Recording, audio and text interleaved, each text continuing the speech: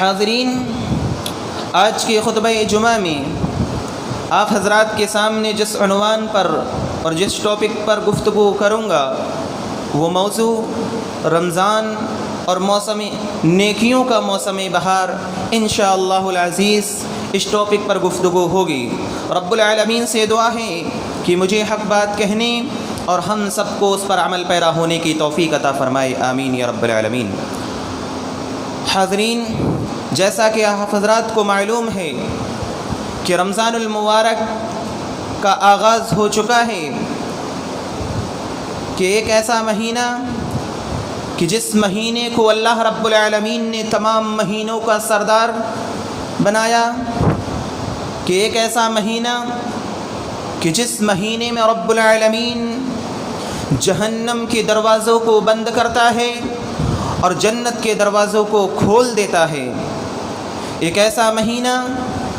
کہ جس مہینے میں رب العالمین شر کا شیاطینوں کو قید کر لیتا ہے، جنوں کو قید کر لیتا ہے، اور اللہ رب العالمین اس مہینے میں اپنے بندوں کی مغفرت کرتا ہے، اپنے بندوں کی دعائیں قبول کرتا ہے، اپنے بندوں کی عبادتوں کو قبول کرتا ہے۔ تو آپ اندازہ لگا سکتے ہیں کہ یقیناً ایک ایسے عظیم الشان مہینے کو پانا اور اس مہینے کو ہمارے اوپر سایہ فزن ہونا یہ بہت خوش نصیبی ہے، اور ہمارے لیے اللہ رب العالمین نے چن رکھا ہے۔ ورنہ آپ دیکھیے کہ کتنے ایسے لوگ تھے کہ جو اس ماہ مبارک مہینے کو نہیں پا سکے، اس مہینے میں روزے نہیں رکھ سکے اور اس دار فانی سے کوچ کر گئے، اللہ کو پیارے ہو گئے، لیکن اللہ رب العالمین نے ہم لوگوں کے لیے یہ موقع دیا ہے۔ کیوں دیا ہے؟ کبھی ہم نے اندازہ کیا، کبھی ہم نے غور و فکر کیا، کبھی ہم نے تدبر کیا، کبھی سوچا کہ اللہ رب العالمین نے یہ مہینہ ہمیں کیوں دیا ہے، یہ مہینہ ہمارے اوپر کیوں فرض کیا ہے؟ تو آئیے ذرا آپ صحابہ اکرام کی زندگی کو اٹھا کر دیکھیے، آپ کو پتہ چل جائے گا کہ اس مہینے کی اہمیت اور اس مہینے کا مقام اور اس مہینے کی فضیلت کتنی ہے، کہ اللہ رب العالمین سے دعائیں کیا کرتے تھے صحابہ اکرام کہ آتاکم رمضان، کہ اللہ ہمیں یہ دعائیں کیا کرتے تھے صحابہ اکرام کہ اللہ ہمیں رمضان المبارک کا مہینہ نصیب فرما۔ آپ دیکھیے 6 ماہ پہلے ہی سے یہ دعائیں شروع کر دیتے کہ اللہ ہمیں رمضان المبارک کا مہینہ نصیب فرما۔ جب صحابہ اکرام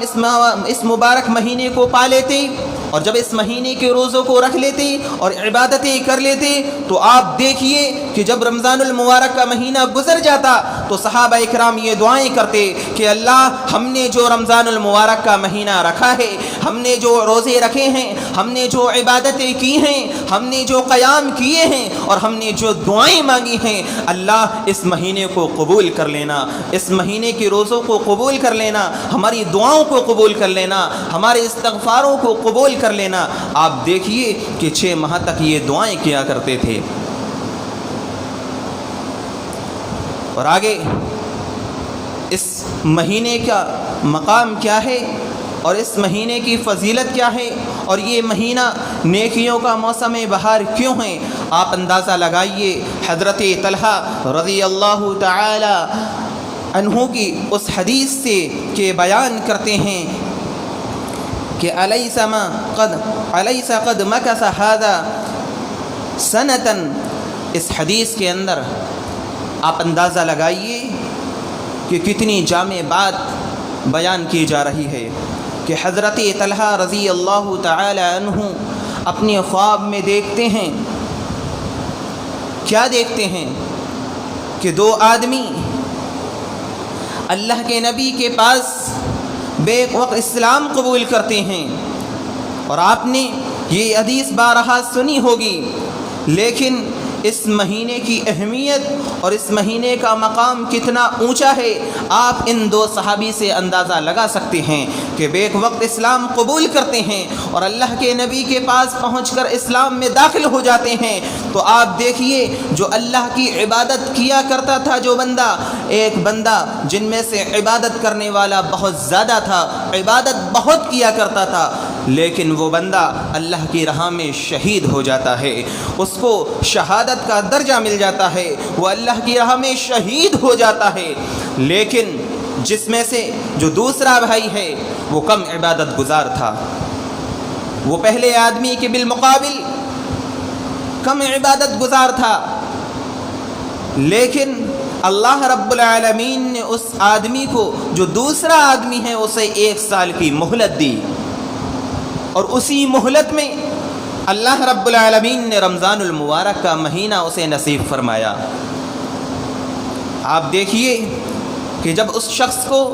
رمضان المبارک کا مہینہ مل جاتا ہے،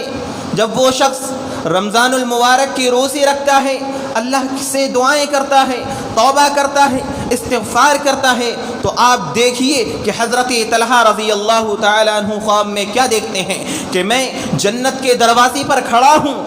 اور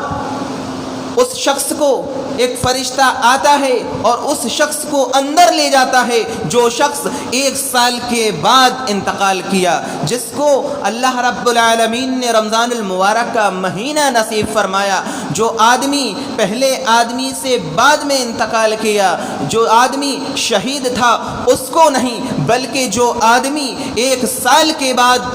اس دنیا سے رخصت ہوا، حضرت وہ فرشتہ اس شخص کو پہلے جنت کے اندر لے جاتا ہے۔ پھر اس کے بعد حضرت طلحہ بیان کرتے ہیں کہ فرشتہ آتا ہے اور اس شخص کو لے جاتا ہے جو شخص شہادت کا درجہ پاتا تھا، پر درجہ پایا تھا، جس نے جو شہید ہوا تھا اللہ کی راہ میں، جس نے شہادت کا درجہ پایا تھا، وہ شخص بعد میں جنت کے اندر داخل ہوتا ہے۔ حضرت طلحہ کے پاس وہ فرشتہ آتا ہے اور کیا بیان کرتا ہے کہ اے طلحہ رضی اللہ تعالیٰ عنہ، ابھی تمہاری باری نہیں آئی ہے۔ حضرت طلحہ رضی اللہ تعالیٰ عنہ نے جب یہ خواب دیکھا، عوام الناس تک یہ خواب پہنچایا، صحابہ اکرام تک یہ خواب پہنچایا، اور یہ خواب صحابہ اکرام میں بیان کیا۔ تمام کی تمام صحابہ اکرام تعجب کا اظہار کرنے لگے کہ ایک شخص جو اللہ کی راہ میں شہید ہوا، جس شخص کے شہید کا مرتبہ اللہ نے بہت اونچا رکھا ہے، شہید کا مرتبہ اللہ نے بہت اونچا رکھا ہے، لیکن آپ دیکھیے صحابہ اکرام یہ تعجب کرتے ہیں کہ ایک شخص جو شہادت پایا ہے وہ جنت کے اندر پہلے داخل نہیں ہوا، بلکہ جو شخص کم عبادت گزار تھا وہ شخص جنت کے اندر پہلے داخل ہوتا ہے۔ تمام صحابہ اکراموں میں ہلچل مچ گئی، تعجب کرنے لگے صحابہ اکرام۔ جب بات پھیلتے پھیلتے اللہ کے نبی کے پاس پہنچتی ہے، جب اللہ کے نبی کے پاس یہ واقعہ اور یہ خواب پہنچتا ہے، تو اللہ کے نبی صحابہ اکرام سے کیا بیان کرتے ہیں کہ اے صحابہ اکرام کی جماعت، اے اصحاب رسول، آپ کیوں تعجب کرتے ہو؟ آپ تعجب کا کیوں حیرت میں پڑتے ہو؟ الیس قد مکث ھذا بعدہ سنۃ، کیا اس شخص نے دوسرا آدمی پہلے آدمی کے بالمقابل رمضان المبارک کے مہینے میں نہیں رہا؟ کیا دوسرے آدمی نے رمضان المبارک کا مہینہ نہیں پایا؟ کیا پہلے آدمی کو دوسرے آدمی سے 1 سال کی زیادہ مہلت نہیں ملی؟ صحابہ اکرام کہنے لگے ہاں اللہ کے رسول ملی، اور اس کو رمضان المبارک کا مہینہ نہیں ملا؟ ہاں اللہ کے رسول، اس شخص کو رمضان المبارک کا مہینہ بھی ملا۔ تو آپ نے فرمایا اس شخص کو، جس شخص کو رمضان المبارک کا مہینہ ملا اور اس شخص کو جو 1 سال کی مہلت ملی، اس کے اعمال میں اور اس شخص کے اعمال میں جو شہید کا درجہ پایا تھا، ان دونوں کے اعمال میں زمین اور آسمان کا انتر ہے۔ آپ دیکھیے کہ اللہ نے اس کا کتنا اونچا مقام رکھا، جس نے رمضان المبارک کا مہینہ پایا، کہ اس کی نیکیوں سے اور اس شخص کی نیکیوں سے جس نے رمضان کا مہینہ پایا، زمین اور آسمان کا انتر ہے۔ اس لیے اللہ تعالیٰ نے رمضان المبارک کے مہینے کو پا کر اس شخص کو جنت کے اندر پہلے داخل کیا۔ اس نے رمضان کا مہینہ پایا، اس نے دعائیں کی اللہ سے، توبہ کی، استغفار کیا اور اللہ رب العالمین سے اپنے گناہوں سے معافی تلافی کی۔ اللہ رب العالمین نے اس کو اجر عظیم سے نوازا، اس کی مغفرت کی اور اس کے درجے کو بلند کیا اور اس کو جنت کے اندر پہلے داخل کیا۔ اب آپ سمجھ سکتے ہیں کہ اللہ رب العالمین نے اس مبارک مہینے کا کتنا اونچا مقام رکھا ہے، کہ اللہ رب العالمین نے اتنا اونچا مقام رکھا ہے کہ اللہ رب العالمین فرماتا ہے کہ آج ہم جتنے گناہ گار ہیں، آج ہم اتنے خطا کار ہیں، آج ہم گناہوں میں لت پت ہیں، گناہوں میں ڈوبے ہوئے ہیں، گناہوں میں اتنا ڈوبے ہوئے ہیں کہ آج ہمارے ایمان اتنے کمزور ہیں کہ آج ہمارے ایمان ہمیں مسجدوں میں لا نہیں پاتے۔ آج ہمارے ایمان اپنے کاروبار کو چھوڑ کر مسجدوں میں عبادت کرنے کی توفیق نہیں دیتے۔ آج ہمارے ایمان اتنے کمزور ہو چکے ہیں کہ آج ہم اپنی نمازوں کو پابندی نہیں دے پا رہے ہیں۔ لیکن اللہ رب العالمین نے ہمیں جو مہینہ نصیب فرمایا ہے، جو مہینہ دیا ہے، اس میں ہم جو روزے رکھتے ہیں خلوص اللہ کی رضا کی خاطر، اللہ کی رضا کے لیے، تقوی اختیار کرنے کے لیے، اللہ کی خوشنودی کے لیے اگر ہم روزہ رکھتے ہیں اور اگر ہم گناہوں میں لت پت ہیں تو سن لیجئے اللہ کے نبی نے فرمایا کہ من صام رمضان ایمانا و احتسابا غفر له ما تقدم من ذنبی، جس نے رمضان المبارک کے روزے رکھے ایمان کی حالت میں، اللہ کی رضا کے لیے، اللہ کو خوش کرنے کے لیے، پیٹ کو بھوکا رکھا، پیاس کی شدت کو برداشت کیا، صرف اور صرف تقوی حاصل کرنے کے لیے، اللہ کی رضا کے لیے، تو سمجھ لیجئے کہ اللہ رب العالمین ایسے شخص کے پچھلے گناہ معاف کر دیتا ہے۔ آج ہم گناہ گار ہیں، خطا کار ہیں، لیکن اللہ نے ہمیں جو مہینہ دیا ہے اس مہینے کو پا کر ہم اللہ سے توبہ کریں، استغفار کریں۔ یہ نیکیوں کا موسم بہار جو ہمیں ملا ہے یہ ہمارے لیے ٹریننگ ہے، یہ مہینہ ہمارے لیے ٹریننگ کا مہینہ ہے، یہ مہینہ ہماری اصلاح کا مہینہ ہے، یہ مہینہ ہمیں بتاتا ہے کہ ہم اللہ کی عبادت کریں اور اللہ سے توبہ کریں، اپنے دلوں کے اندر ڈر اور خوف پیدا کریں، اللہ رب العالمین سے توبہ کر کے اپنی زندگیوں کو بحال بنا کر آخرت میں کامیاب ہو سکیں۔ یہ مہینہ ہمیں اس بات کی ٹریننگ دیتا ہے۔ اسی لیے ابھی میں نے آپ حضرات کے سامنے خطبہ مسنونہ کے بعد جو آیت کریمہ تلاوت کی، اللہ رب العالمین نے اس آیت کریمہ کے اندر کتنی جامع بات بتلائی ہے کہ یا ایھا الذین آمنوا کتب علیکم الصیام کما کتب علی الذین من قبلکم لعلکم تتقون۔ یہ آیت ہم لوگوں کے لیے بہت اہم ہے اور خاص کر کے ان لوگوں کے لیے اہم ہے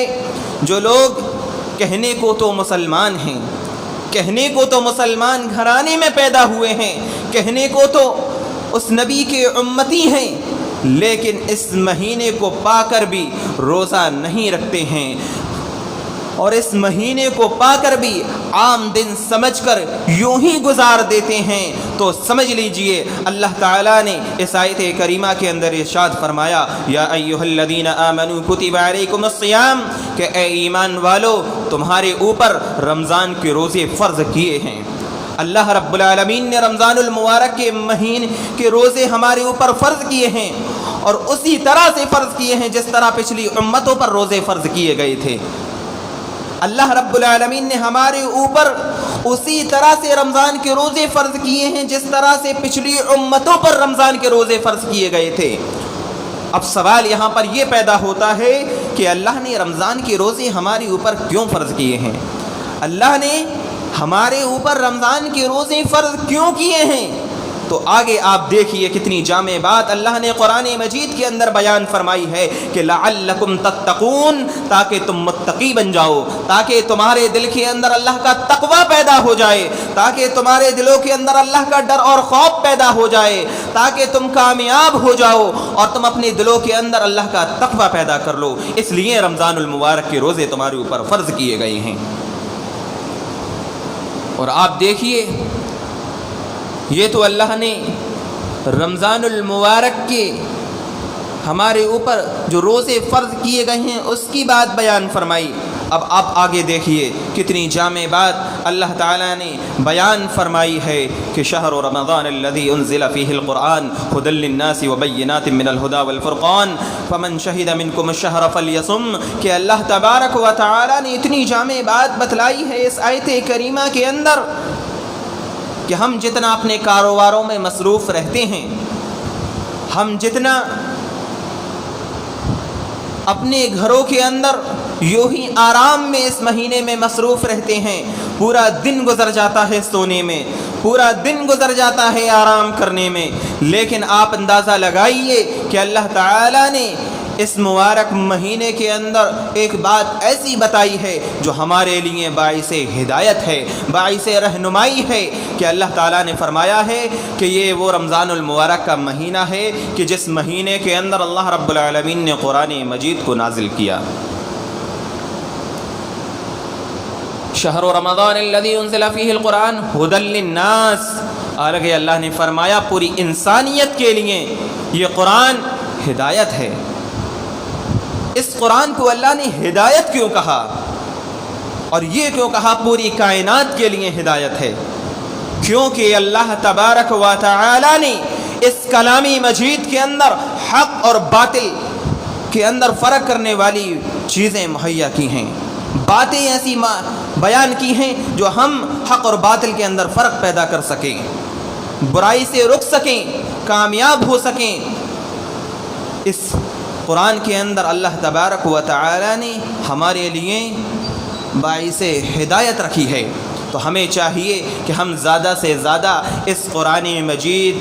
کو پڑھیں اور اس کے مقام و مرتبے کو سمجھیں کہ اللہ نے اس مبارک مہینے میں اس عظیم قرآن کو نازل کیا ہے۔ اور آپ دیکھیے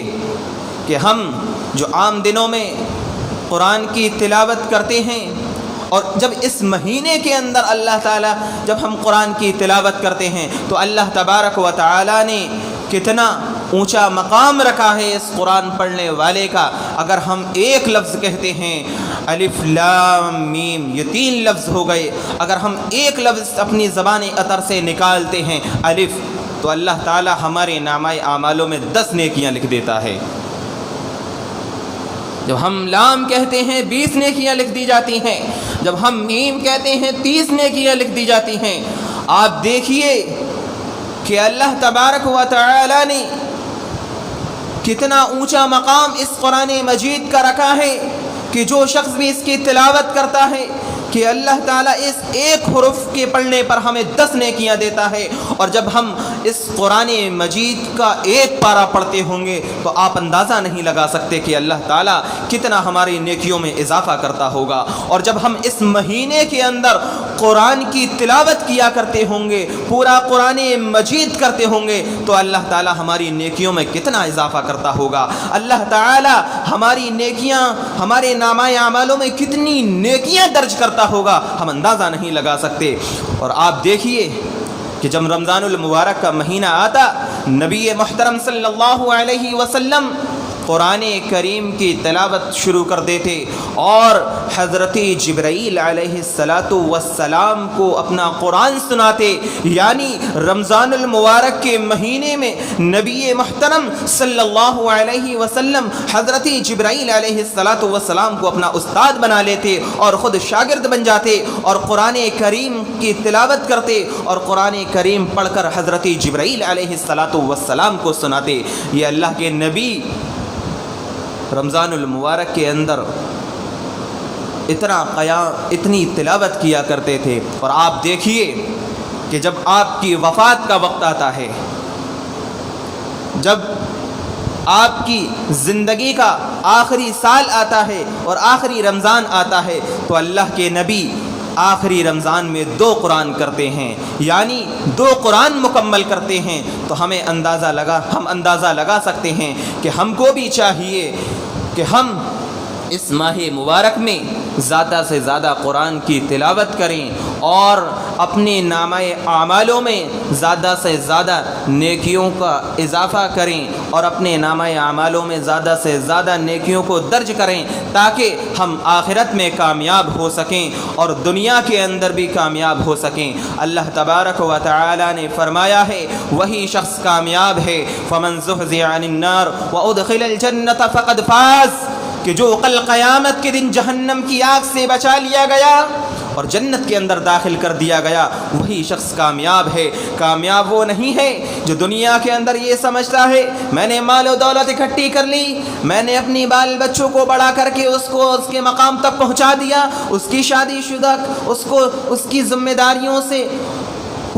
ذمہ داریوں کو پورا کر دیا اور اس کے حق کو پورا کر کے میں کامیاب ہو گیا، یہ تصور کرنا ہم شروع کر دیتے ہیں۔ جان لیجئے یہ کامیابی نہیں ہے۔ کامیابی تو وہ ہے کہ اللہ نے ہمیں جس مقصد کے تحت اس دنیا کے اندر پیدا کیا ہے وما خلقت الجن والانس الا لیعبدون، صرف اور صرف اللہ نے ہمیں اس لیے پیدا کیا ہے ہم اللہ کی عبادت کریں۔ اللہ نے جن اور انسانوں کو اس لیے پیدا کیا ہے تاکہ ہم اللہ کی عبادت کریں، صرف اور صرف ہمارا اس دنیا کے اندر آنے کا یہی مقصد ہے۔ تو ہمارے لیے چاہیے کہ ہم دنیا کے اندر جئیں اور زندگی گزاریں تو صرف اور صرف اللہ کی وحدانیت کو سمجھتے ہوئے گزاریں۔ اللہ نے ہمیں جس مقصد کے تحت پیدا کیا ہے اس مقصد کو سمجھتے ہوئے گزاریں تاکہ ہم آخرت میں کامیاب ہو سکیں۔ آخرت میں ہماری زندگیاں جو ہم گزار رہے ہیں ابھی، ہماری زندگی آخرت میں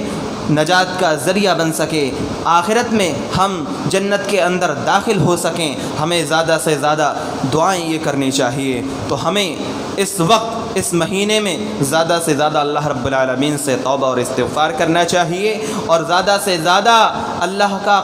اپنی راتوں کے اندر قیام کرنا چاہیے تاکہ ہم اللہ تبارک و تعالیٰ کو خوش کر سکیں، اللہ تعالیٰ کو راضی کر سکیں اور اپنے گناہوں سے بخشش طلب کر سکیں تاکہ ہم آخرت میں کامیاب ہو جائیں۔ اگر یہ مہینہ ہمیں ملا ہے تو ہمیں اسے غنیمت سمجھتے ہوئے گزاریں۔ سمجھ لیجئے اگر یہ مہینہ گزر گیا تو ہمیں آئندہ یہ مہینہ ملا نہ ملا کچھ پتہ نہیں ہے زندگی کا ایک ایک منٹ ہمیں نہیں معلوم ہے کہ ہم کہاں کل گزاریں گے، کیسا گزاریں گے، کس طریقے کا گزاریں گے، ہمیں کچھ نہیں معلوم ہے۔ تو ہمیں یہ سمجھتے ہوئے ایک ایک دن گزارنا چاہیے کہ کل کا دن ہمیں ملے نہ ملے، آج کا دن بہتر طریقے سے اللہ کو خوش کرنے میں گزر جائے۔ اللہ نے ہمیں جو مہینہ نصیب فرمایا ہے اس مہینے کو ہمارے لیے نجات کا ذریعہ بن جائے، ہمیں یہ دعائیں کرنا چاہیے اللہ تبارک و تعالیٰ سے۔ تو زیادہ سے زیادہ ہمیں تراویح کا اہتمام کرنا چاہیے، زیادہ سے زیادہ ہمیں قیام اللیل کرنا چاہیے اور زیادہ سے زیادہ ہمیں رات میں تہجد میں اٹھ کر، اگر ہم سحری میں آدھا گھنٹہ پہلے اٹھتے ہیں تو کوشش یہ کریں کہ 1.5-2 گھنٹہ پہلے اٹھیں، 1 گھنٹہ 1.5 گھنٹہ تہجد پڑھیں، کیونکہ اس وقت اللہ تعالی ہماری دعاؤں کو جلدی قبول کرتا ہے، ہماری دعاؤں کو رد نہیں کرتا، اور وہ وقت بہت ہی اہم وقت ہوتا ہے، اول وقت وہی ہوا کرتا ہے۔ تو ہمیں چاہیے کہ زیادہ سے زیادہ ہم تہجد کے اندر اللہ سے توبہ کریں، استغفار کریں، اپنے گناہوں سے توبہ کریں تاکہ ہم دنیا کے اندر بھی کامیاب ہو سکیں اور آخرت میں بھی کامیاب ہو سکیں۔ تو آپ کو میں بتاتا چلوں اللہ تعالیٰ نے جو بات بتلائی ہے کہ کامیاب وہی شخص ہے جو آخرت میں جنت کے اندر داخل کر دیا گیا اور جہنم سے بچا لیا گیا۔ اس کے بعد اللہ نے کیا بات بیان فرمائی ہے اس آیت کریمہ کے اندر، وَمَا الْحَيَاةُ الدُّنْيَا إِلَّا مَتَاعُ الْغُرُورِ، اے لوگو تم اس دنیا کے اندر جو زندگی بسر کر رہے ہو اور جو زندگی گزار رہے ہو، سمجھ لیجئے کہ یہ زندگی محض دھوکے کا سامان ہے، یہ زندگی محض دھوکے کا سامان ہے۔ تو ہمیں چاہیے کہ ہمیں اس زندگی کے اندر زیادہ دل نہ لگائیں اور ہم اس زندگی میں اللہ کو خوش کر لیں، اللہ کو راضی کر لیں۔ ہم جو روزے رکھ رہے ہیں ان روزوں کو خلوص اور للہیت کے ساتھ رکھیں، اور اس روزوں کے اندر ہمارے دلوں کے اندر تقوی اور خلوص اور للہیت ہونی چاہیے تاکہ ان روزوں کو اللہ کی بارگاہ میں قبول کر لیا جائے۔ رب العالمین سے دعا ہے کہ بار الہ ہم تمام لوگوں کی مغفرت فرمائے۔ الہ رب العالمین ہمیں جو مہینہ ملا ہے، ہم اس مہینے کے اندر جو روزے رکھ رہے ہیں، اللہ ہماری عبادتوں کو اور ہمارے قیام اللیل کو اور ہمارے روزوں کو قبول کر لینا۔ اللہ رب العالمین ہم بہت زیادہ گناہ گار ہیں، خطا کار ہیں، ہم نے اپنی جانوں پر بہت زیادہ ظلم کیا ہے۔ اے اللہ ہم سے جو بھی نادانی میں یا جان بوجھ کر جو گناہ ہو چکے ہیں، اللہ تو رحم کرنے والا ہے، تو غفور الرحیم ہے، ہماری اوپر رحم فرما، ہماری مغفرت فرما، ہماری اوپر رحم فرما اور ہماری خطاؤں کو، ہمارے گناہوں کو بخش دے۔ الہ رب العالمین جو اس دنیا سے رخصت ہو چکے ہیں ان کو قبر کے عذاب جہنم کی آگ سے محفوظ رکھنا۔ الہ رب العالمین جب ہمارا خاتمہ ہو ایمان پر ہو۔ اقول قولی ھذا استغفرہ ولسائر المسلمین وما علینا الا البلاغ۔